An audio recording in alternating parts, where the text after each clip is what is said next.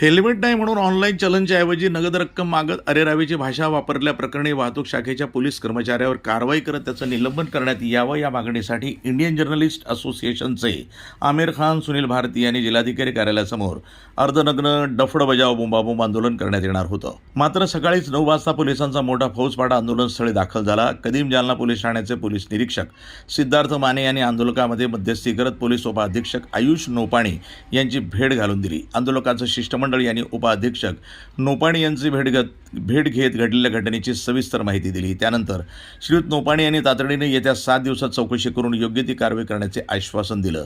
Police उपविभागीय अधिकारी अनंत कुलकर्णी यांना चौकशी करण्याचे निर्देश श्रीयुत नोपाणी यांनी दिले। त्यामुळे आंदोलन स्थगित करण्यात आलं।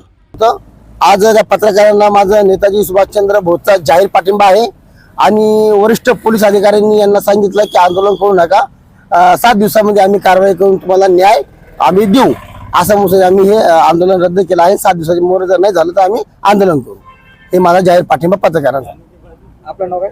मी रतन आश्रम लांडगे। नमस्कार, मी Sunil Bharati, Indian journalist association जिल्हा उपाध्यक्ष तथा प्रबंधभूमी महाराष्ट्र न्यूज चॅनल जिल्हा प्रतिनिधी। आज आम्ही आंदोलनाचा इशारा दिला होता।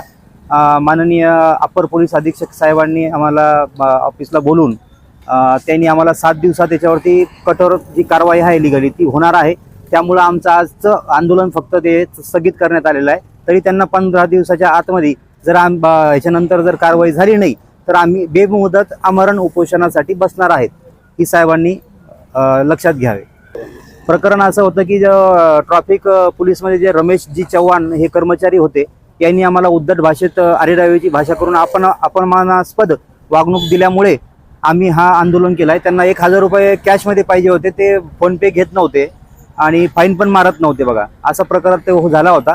त्यानंतर आम्ही पत्रकार असल्याचं सांगितल्यामुळे त्यांना राग आला आणि त्यांनी असे 100 पत्रकार आमच्यासोबत येत आहे असे पण ते आम्हाला म्हणले होते। त्यांच्या वरिष्ठांनाही सुद्धा आम्ही बोललो होतो, पण त्यांनाही मान ठेवला नाही, त्यांनाही अरेरावीच्या भाषेत आमच्यासमोर बोलले।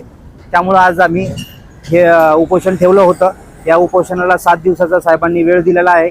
त्या 7 दिवसात नक्कीच आम्हाला विश्वास आहे की अपर पोलीस अधीक्षक आयुषजी नोपाणी हे नक्कीच आम्हाला न्याय देतील व त्या मुजर अधिकाऱ्यांना कारवाई करतील। NTV news Marathi, Jalna.